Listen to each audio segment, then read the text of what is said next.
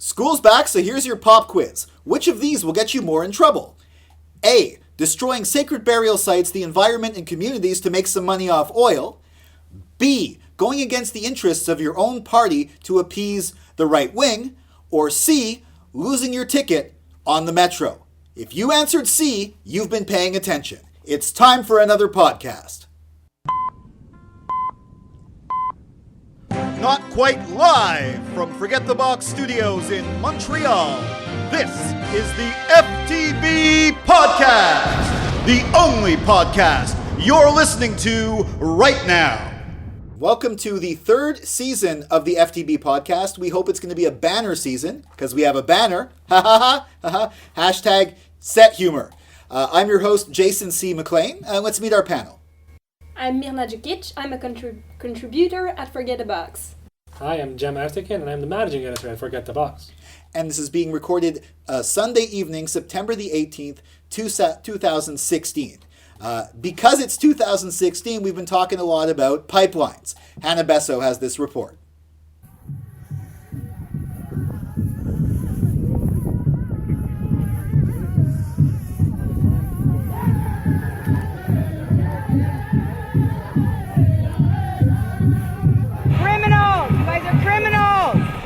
Go get your money somewhere else! These were the sounds of the fight over the Dakota Access Pipeline. Encompasses everything from the federal government's historically appalling treatment of Native Americans to broader debates over fracking and climate change.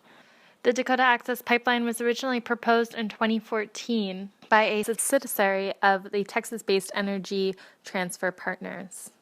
The project aims to carry at least 470,000 barrels of crude oil per day from North Dakota to Illinois, where it will then be shipped to refineries and turned into usable fuel. The entire project costs $3.7 billion and would stretch 1,134 miles underground. For months, the Standing Rock Sioux have raised major concerns about the project. According to Vox.com, one primarily being the concern of the reservation's main source of drinking water, which the pipeline would cross underneath.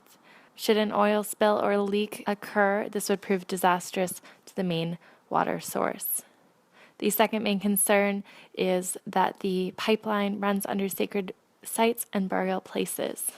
And finally, it will cause major environmental degradation. Here's Amy Goodwin on site describing what she sees. We're standing at the construction site of the Dakota Access Pipeline. It looks like there are at least 3 bulldozers that are, to people's surprise at this moment, actually bulldozing the land. There's a helicopter above, there's security here, and hundreds of people have been marching up when they heard that the construction site is actually active right now. My name is Jacob Johns. And where are you from? I'm from Spokane, Washington. I'm Hopi and I'm from Ottawa. And can you describe what you see, what they're doing? They're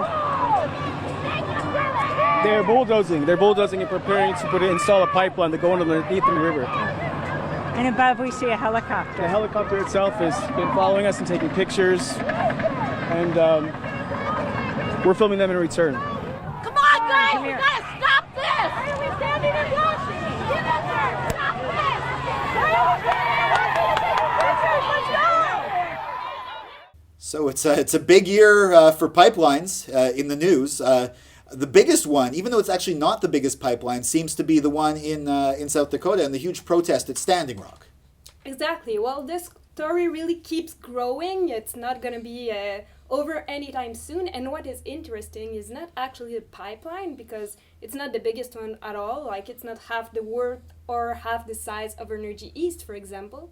But what we've seen is the tremendous movement of opposition. And like a camp, it's not like a one-day march. It's a camp with, I think it's over 200 tribes are represented. Yeah, it's with the largest gathering of Indigenous people, protesters in a while, like 100 years or something like that, I think. Yeah, that's what they've been saying, and it looks like when they're currently in the legal fight, and also in a very active, very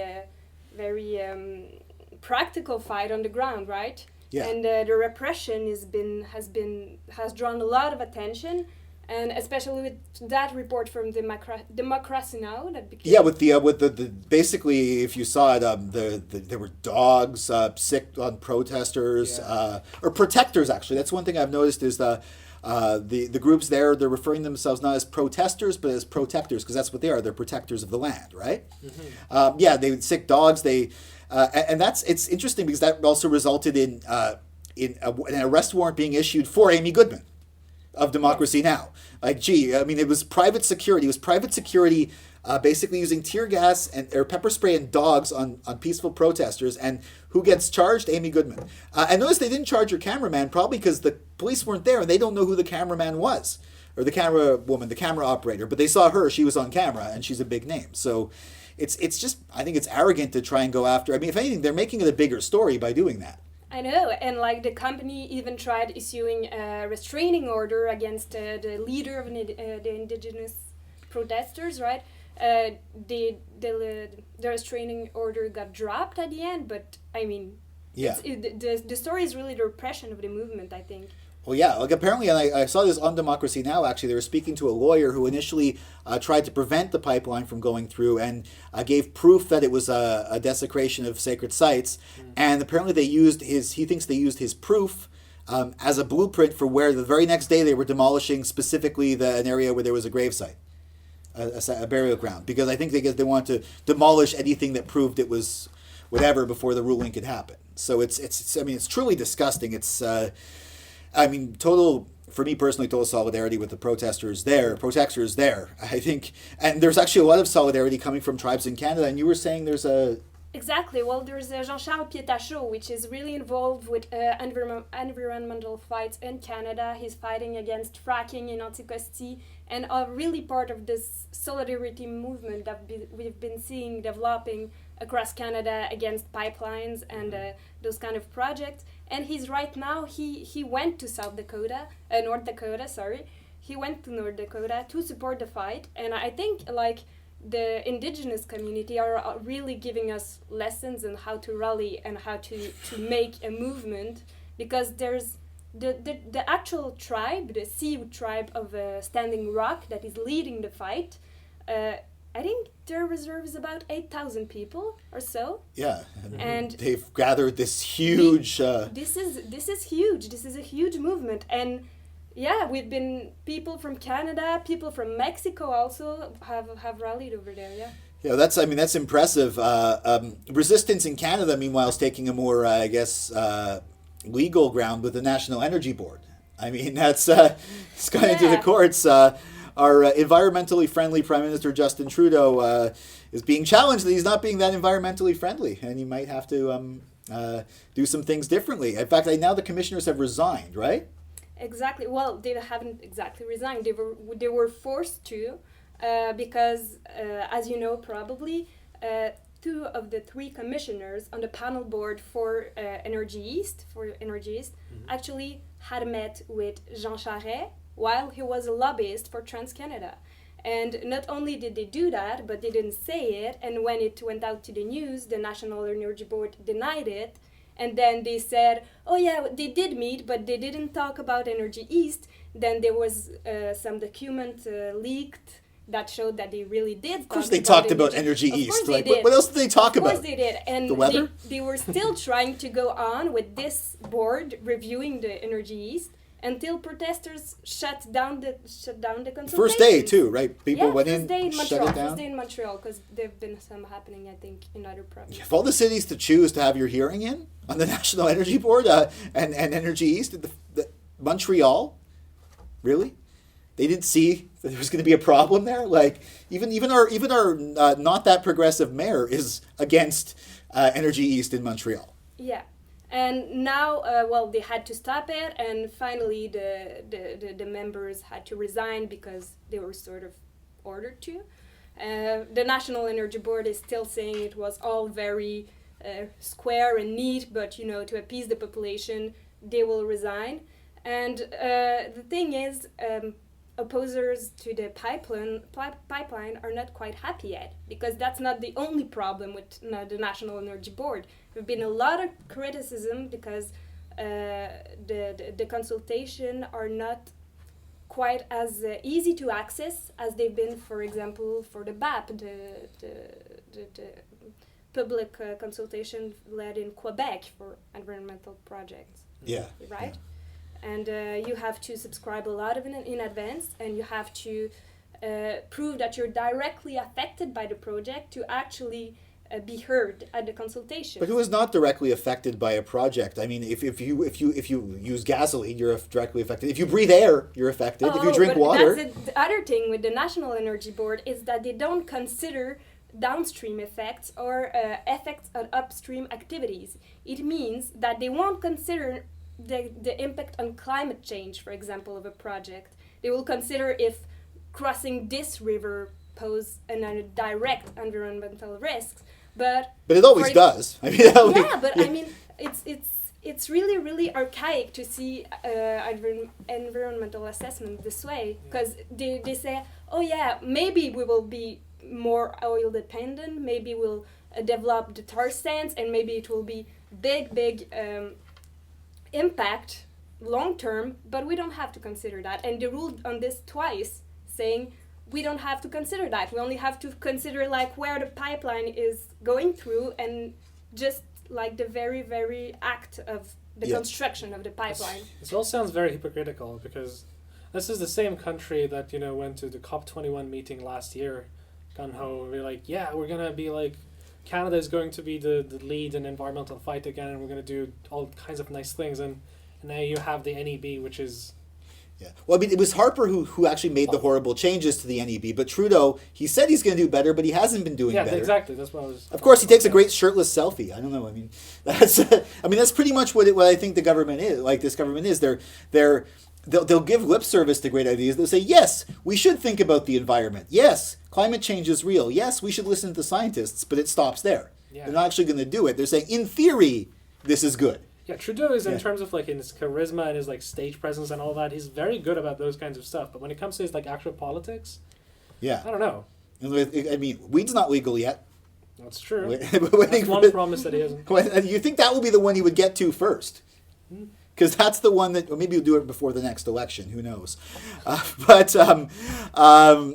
mean, like a clear-fire way to help the environment is to, instead of focusing on pipelines, focus on making, for example, public transit more accessible, and that's what kicks off. That's what kicks off our news roundup segment. News roundup. The STM is violating human rights, according to Judge Randall Richmond. They do this when they fine passengers for not having their proof of purchase, or that little ticket you get when you're taking a single trip. Basically, this the presumption of innocence is not there.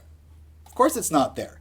Makes perfect sense. This is a tactic that the SPVM, well, it's the STM security, which actually involves the SPVM. They've been operating as a security force, putting like lines of big like marine type guys in metro stations, not to actually protect people against anything, and not even to protect the STM against fare jumpers, but to catch people who have already skipped out on their fare and give them a fine. They basically turned a security force into a collection agency. And I think their tactics have been appalling, and I'm really glad that, I mean, they might appeal it, but I'm really glad. I think this is a setback to their plan that they've had for the last decade, and I'm really happy to hear it. Yeah, I mean, that fee of $3.25, which was increased recently from $3, is already too high for something like public transport. Yeah, well, I think it should be free, but I think it should be free, but that's a horse of a different color, I guess you could say. I just think they should stop seeing it. They should see it as a public service, and not see it as a private business. I'm not sure how it exactly works, but like in terms of the kind of company it is, what kind of a company is STM? Is it like a private enterprise, or is it public in the sense that it is owned by the city, or like? How it's publicly funded, but it's Société, so it's the Montreal Transit Corporation. Okay. So it's they call their customers clients, if you hear on the metro and stuff like that. I mean, if you want to, like I wrote an article about this on the site, if you want to return on your investment, like if we're the investors, if we're the taxpayers, if you want to return on your investment, I don't want that to be in more money going into the government. I want there to be a better service. Now, they've been making some improvements lately. The Azure train is great, the new metro train. They have some buses, they're even air conditioned. They announced the stops. They should have more buses, better services. More buses, better services, and a feeling of enjoying your ride. That's how you... For me, anyways, that's the return on the investment that I want. Yeah, but I think there has been some improvement, but there has been some things that have been long asked for, and I'm talking about people with reduced mobility, with handicapped people that have asked for access ramps, for functional elevators, and it's still not there. I think it's 3 or 4 are the stations that are fully accessible to people in a wheelchair. But the STM still says it has universal accessibility as a priority, which is not true. And I mean, they're making investment, sure, but they're not making investment for everyone, just for one part of the population that they think maybe will give them more profits. Yeah. I mean, their main focus is not, their main priority is not that. And it's not security on the metro either. I mean, if these security guards were there to stop people who are harassing women, for example, or doing, there's a huge story about sexual harassment in the metro. If that was their focus, I'd understand. And I'd be like, good. But no, that they might do that by chance, but their focus is on generating revenue. And they claim to think, and that makes the ride, you could be late sometimes because of this. They've come on a bus, and they do this in poorer neighborhoods too. They stand inside metros waiting for people to get off the metro in poorer neighborhoods at night. They also like some of the bus lines. Like I was on the 129. They come on the bus and they check everyone's proof of payment. It happened twice on the 129. It's never happened to me like on the 24 going through Westmount, or even on like the 80 going up Park or anything like that. Like. I mean, also the 129, the 121 is a bus that goes on Côte Vertu. They're the one that has this pilot project where they open up the back doors and you can get on. You're on an honor system. What's this? How much you want to bet that this honor system is going to be the first target or become the main target of the ticket inspectors? Yeah. So at least this ruling, but they're going to spend legal time appealing this ruling instead of doing something for example, disabled people, or to increase the transit ride overall. Another type of transit that's going to be incredibly expensive probably, but also really cool, is the Hyperloop. Now, this does not exist yet, but a company is planning to build a train that goes between Montreal and Toronto in 30 minutes. Now, this was actually started as a contest by Elon Musk. Of course, it was Elon Musk. Elon Musk, who's probably Batman and or an evil villain who's going to destroy the world. Batman or Lex Luthor. Honestly. One of the two. I think maybe he hasn't decided yet. But but he put this out there, and there's a Canadian. Originally, they were talking about LA to San Francisco, but there's a Canadian company that wants to make this a reality. They're called Transpod. Funny name. It's like a tube-like train, and it sends you through from Montreal to Toronto in 30 minutes. You're going to have to hit up to 500 kilometers an hour, maybe to 1,000 kilometers an hour to be able to do this. I think if it needs to be 30 minutes, then they need to do 1,000 kilometers per 1,000 hour, kilometers. which is a ridiculous speed to be in. Yeah. I feel like that's kind of scary, because like trains are scary as they are, because they're huge, like basically bullets of metal going through, and like I don't know. I think the thing is, I mean, they claim that if you accelerate properly, if you don't accelerate right away, if it's a gradual acceleration, it's going to be pleasant. And on the article I read, on the CBC article, there's like pictures of people sitting down, sipping tea, reading the newspaper on these trains. It's not going to be like that. It's going to be like a roller coaster. You're going to be strapped in. Although a 30-minute roller coaster ride, I think I could endure that if I could get to Toronto in 30 minutes. Yeah. Well, in the 90s, they had the Concorde, the airplane, which was like a supersonic airplane that crossed the Atlantic. And it did it like really fast. Like now planes take like 7 hours, and this one was like much less than that. I don't know the exact numbers, so I'm not going to say anything factually incorrect about it. But that entire project, the Concorde project, was kind of canceled because of some security concerns. There were like really huge catastrophes involving these airplanes. Yeah. So it only takes a few dangerous explosions to kind of scare people off of very cool technological advancements. Yeah. Well, they're going to try it with luggage first. Okay, Or cargo. That makes sense. Like, yeah. If anything, even if people are too scared, even if it's unbearable to travel as a human on one of these things, at least we got a quicker way to transport stuff, which is good. Yes, and it would take a lot of cars off the road, a lot of cargo that's traveling by trucks. There's a lot of traffic between Montreal and Toronto with the cargo, so that would be, and it's really the project. It's really energy efficient. Yeah. So and if it works by electricity. If it works, it's solar power and energy electricity. Yeah. So it should be really clean, and that could be a good, If it works, imagine they put what they do Montreal, Toronto as the pilot, but then they get one going maybe Halifax to Montreal or Halifax to Quebec City to Montreal. Probably the next one would be Calgary, and then maybe Vancouver. You could theoretically do Halifax to Vancouver in less than 4 hours. Like that is the future. I mean, is the future. Yeah. We're not Pretty beaming impressive. places yet, but almost there. Almost there, and for that you have to take people apart molecule by molecule. And there's the ethics of that. And there's the ethics of that. There's also the ethics of breed-specific legislation for dogs.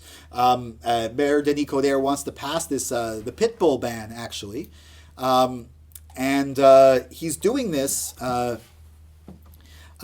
He's doing this in a very obtuse kind of way. A speaker was going up to speak about against the pit bull ban, and Mayor Coderre basically cut her off and said, "Cut the mic out of nowhere." And yeah, well, the thing is, he actually had the right to, because the law says that you have to be quick about it. You can make questions, you can make a quick introduction, but like if you can't go on and on. And the woman who spoke, she started by saying, "I have a statement to make." Yeah. So she was going against the law, actually. So he had technically the right to do it. Although but he shouldn't have done it. It's abuse of powers. Like, it's really clear that he was just like tired of hearing people contradict him, because she was on a roll. She was really making her point efficiently, I think. And you can actually hear her statement.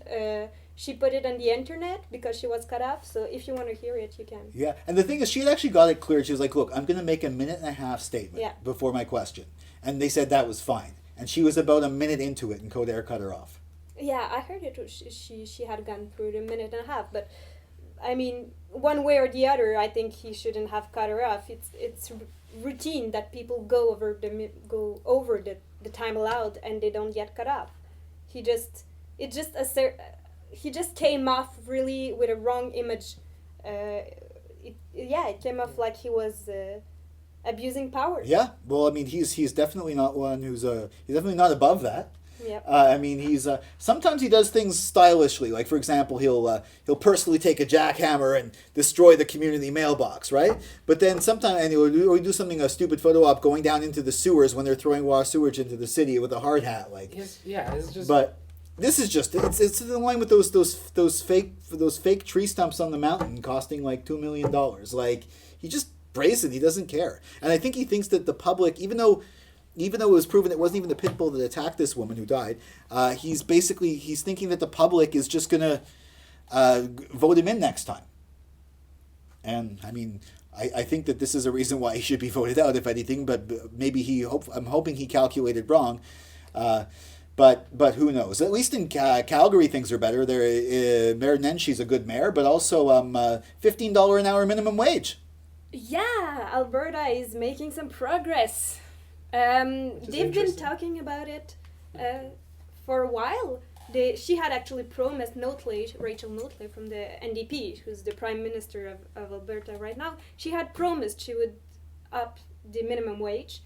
And it has drawn a lot of controversy. There's been some petitions started by small business owners and such.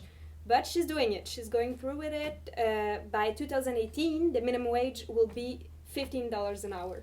And that means that she'd already upped it a little bit. And in the 3 years she will be in office by then. She would have upped the minimum wage by almost 50%. Well, good job, Rachel Notley. Yeah. I mean, I don't think Quebec's going to follow. I mean, our politicians, nope. They're definitely, they've pretty much ruled that out. And I mean, when Alberta is more progressive than Quebec, you got problems in Quebec. I mean, and Rachel Notley, I mean, she's to the right of the NDP, but she's getting some of the economic policies right. I mean, good job, Alberta. Good job, Rachel Notley. Give her an Emmy. Yeah. Good segue. The Emmys are tonight. By the time you see this, a lot of people will have gotten their Emmys, and a lot of people will be disappointed or surprised. yeah. So this is not our main prediction segment, but let's just make a few little Emmy predictions when we completely don't know what's going on. I think that Game of Thrones is going to win, and I think that Mr. Robot is going to win. And those are the two new shows that I've actually seen. Well, there's a slight problem. Well, not really a problem, but you might need to choose one of them, because in the Best Drama award, Mr. Robot is competing against Game of Thrones, actually. Well, this season, let's just go with the actor first, Rami Malek, because Game of Thrones has no people nominated for Best Lead Actor, so I think Rami Malek should get Best Lead Actor. Yeah, but all of their actors and actresses, all of Game of Thrones actors and actresses are competing in the supporting cast, which is weird, because if people like Lena Headey and Emilia Clarke and Kit Harington and Peter Dinklage are supporting actors, that just means it's a show with no lead actors, which is an interesting concept. Well, Sean Bean was the lead actor for a while, but then they died. Spoiler alert! Well, if you haven't seen season 1 of Game of Thrones, you probably... everyone knows that Sean Bean dies in everything. He dies in everything, yeah. So that's pretty... Yeah, that's a spoiler. You any predictions? Well, I really liked Stranger Things. I don't know if they're nominated, but I think they will win some things. I want to watch that. I've been meaning to watch that. And I'm wondering actually about the kid actors. There's a good part of the cast are kids, under 14 years of age. I don't know how old they are, and they're surprisingly good. And so I'm wondering if they'll get something. Did you know that they auditioned around 900 children before they settled upon those? Yeah. Oh, it's awesome. impressive. Yeah. So Emmy picks. I'm gonna maybe go throw a long ball and say I think Star Trek Deep Space Nine is gonna win. No, I'm just kidding. I think either Game of Thrones or Mr. Robot winning, I'd be happy. And when I see Stranger Things, I'll think it's worthy of contention as well too. But one person who's not going to be winning any Emmys anytime soon is Elizabeth May. She's been really not living up to her reputation, and she said some pretty unfortunate things about Quebec Green leader Alex Tyrrell. And Hannah Besseau has an interview with the leader of the Quebec Greens. So I thought we'd start off just with some context for our listeners. If you could maybe explain in your own words what happened with Elizabeth May's leaked emails and how it involves you.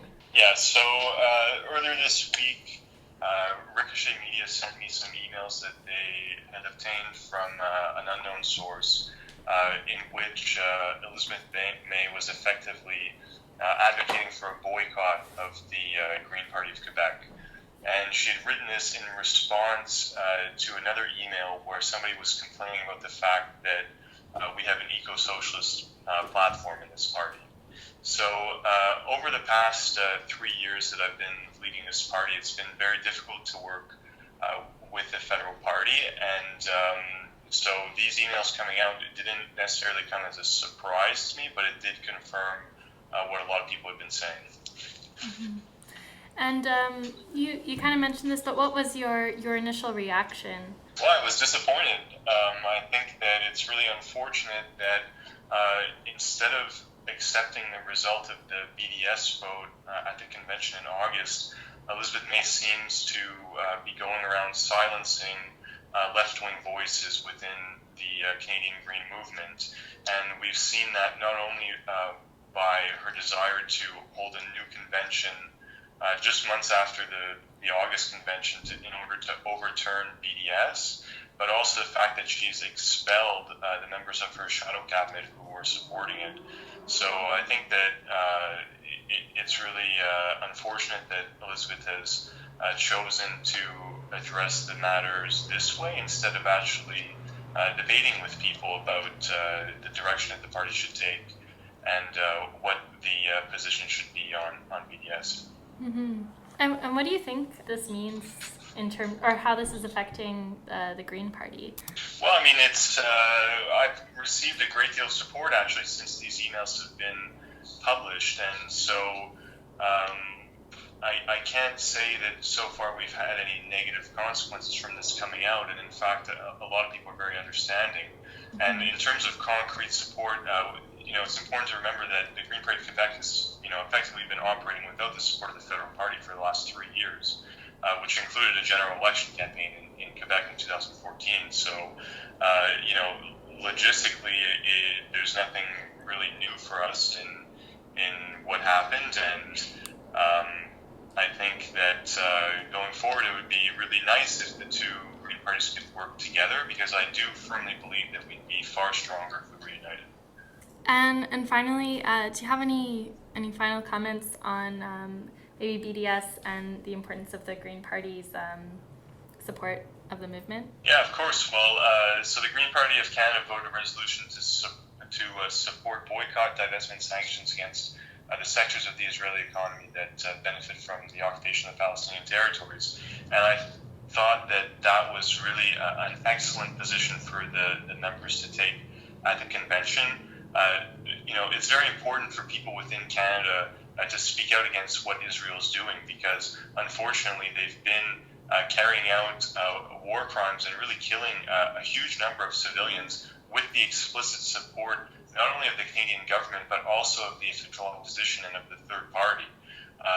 In the past, the Green Party has been a critical voice on these matters, but has not gone as far as calling for boycott, divestment, and sanctions. So the fact that the members voted this, I think, was really a very positive step forward for the party, and it is a great way to establish also the relevance of the Green Party's position when it comes to foreign policy. Thank you so much for taking the time to chat with me today. Do you have any final comments before we wrap up? Just that I think that the Green Party of Canada should re-examine its platform and really situate itself on the left of Canadian politics. I think there's a huge void right now that's been created by the rightward shift of the NDP.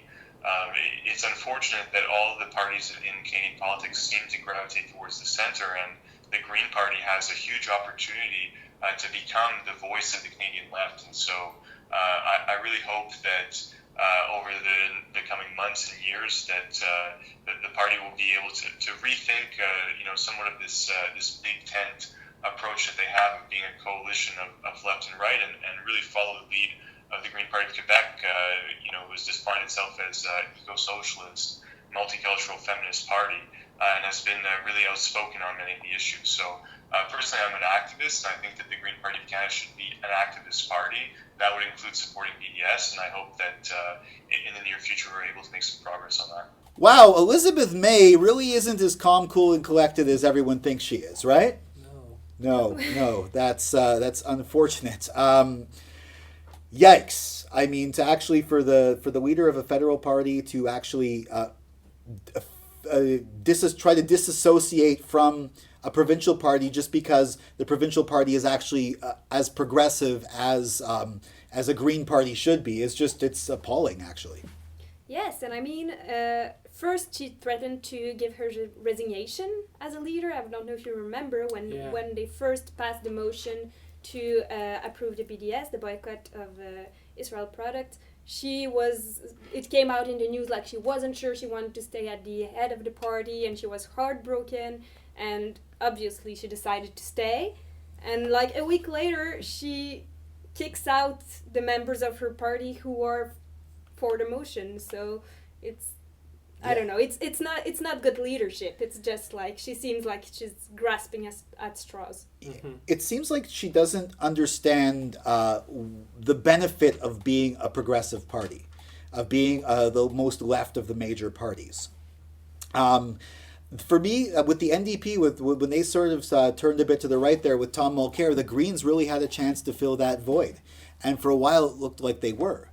But now it seems that the Green Party is at least in BC and nationally is trying to be liberals light, And I think that that's a bad move, especially now that the NDP is showing signs they might become more progressive with their new party president. But you can't disassociate the environment from progressive politics. Yeah, but the issue I find is that it's when it comes to BDS, a lot of political parties are really afraid for whatever reason to be associated with this. Like, you know, we had Elizabeth May saying, yeah, maybe not, and then we had the NDP itself having some trouble with its own internal politics. Like, I remember a couple of years ago, this was being discussed at McGill, and like a similar motion was being brought up at the Student Union's General Assembly, and the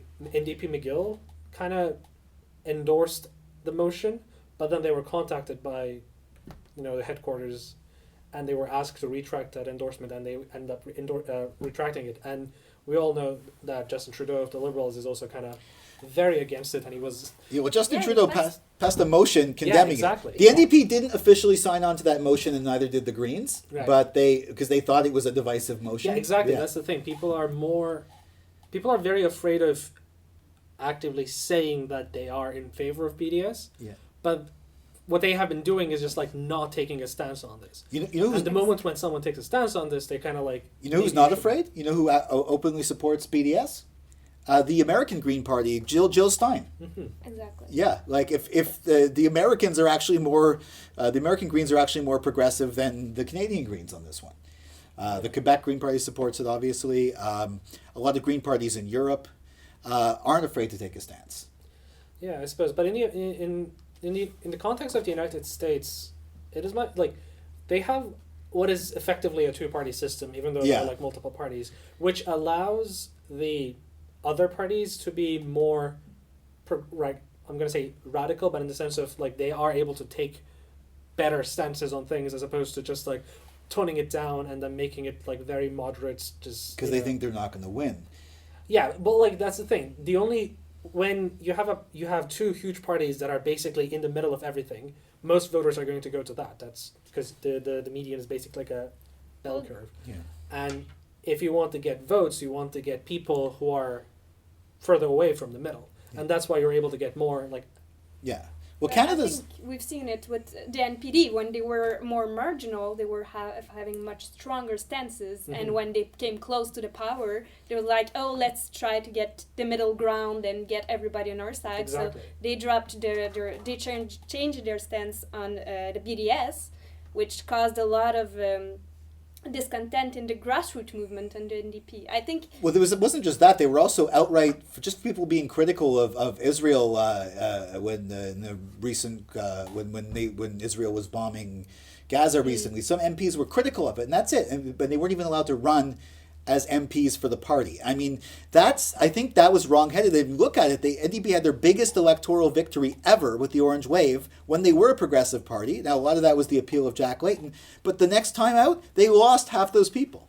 And I think a progressive party, yeah, you're right, whenever they think they have a chance to win, they decide to play it safe, and I think that's wrong. When you have a chance to win, you basically, because I don't think extreme leftist politics are really that radical. I think they're basically just like, social justice, ecological justice, and supporting being against like murder of civilians. I think that those are pretty mainstream ideas. And if you just look at it like that, I think it's pretty mainstream. And I think all it's going to take is a party that has a chance to get somewhere to actually be like, look, we don't care. We're going to say what we want. And who knows, they might actually get elected. Now, I mean, I think if the NDP actually does that, they might have a better chance. The Greens, the Greens are like have one MP. Mm. So they actually are in the perfect position to be more radical, to be more out there. Exactly, yeah, so they should be. They should be, yeah. If the electoral reform actually goes through, because we're in the process of changing the election systems, right? To have more proportional representation, and that would be really, really helpful for the Green Party. Yeah. That would change the game a lot for them. And I think what this issue made, it brought a lot of the internal politics of the Green Party to the forefront of the news, which we haven't seen a lot. That's true. But we'll see a lot more of that, I think, in the following years, yeah. Yeah. And the internal divisions are already really clear. I mean, for, like you said, for a federal party to actually like cut off links with the provincial parties. Yeah, I mean, it's not even not officially, but not privately. I was sending an email to someone, like, I don't know how that got leaked, but like, you're sending an email to people who are representatives of the population. You're the leader of the party. You're speaking to people who are part of your party. Like, yeah, she was literally asking other MPs to not associate with Alex Tyrrell. And that's absolutely appalling. Yeah. What's not appalling, though, is some of the acts coming up in our community calendar. Friday, September 23rd from 5 to 7 p.m., Quebec Concordia is hosting a panel on organizing around anti-Black racism. Join Quebec Concordia as they discuss working around anti-Black racism as well as their relationship and connection to the Black Lives Matter movement. Also Friday, 8 to midnight at Casa del Popolo, Pop Montreal presents Tim Darcy, Tess Robin, and Tamara Sandor. The concert is $10 in advance. Doors open at 8 p.m. Friday, September 23rd, 8 to 3 a.m. at Reggie's Bar, the Center for Gender Advocacy is hosting a performance night for queer trans people of color. Join the CGA at Reggie's for a chill night of Cutie Pock musical performances as part of Quebec Concordia's Disorientation, curated by and for Cutie Pock to celebrate the beauty and talent of queer and trans people of color, hosted by the spectacular Cama de la Mackerel. Saturday, September 24th from 5 to 7 p.m., Pop Montreal presents a feminist live read of Ocean's 11.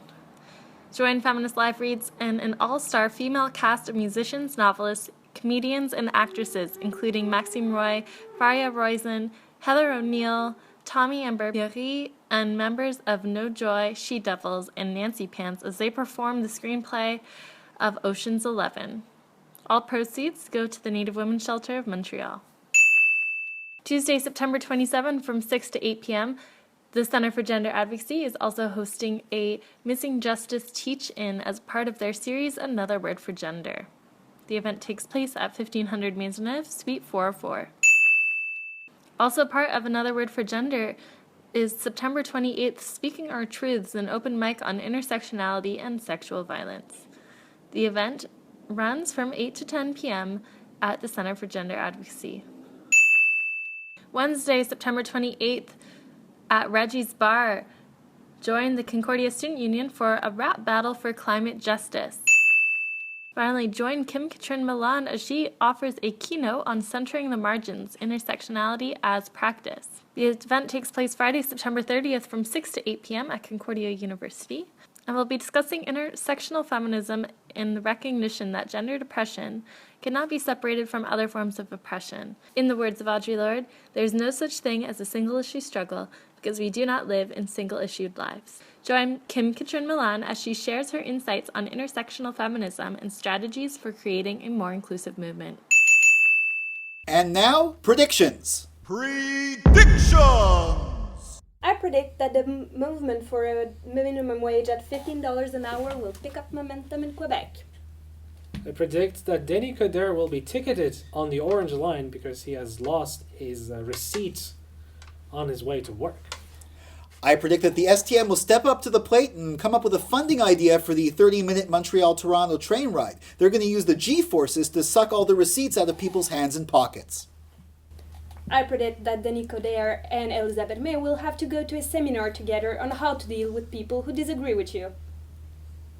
I predict that due to the misunderstanding Denis Coderre has about cutting the mic and dropping the mic, he will be launching a rap career. And I predict that it will be revealed that Elizabeth May got her email security training from Hillary Clinton. And that's predictions. That's our podcast.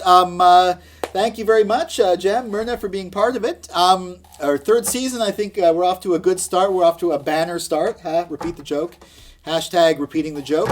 All right, so for podcast, I'm Jason C. McLean. See you in 2 weeks. The FTB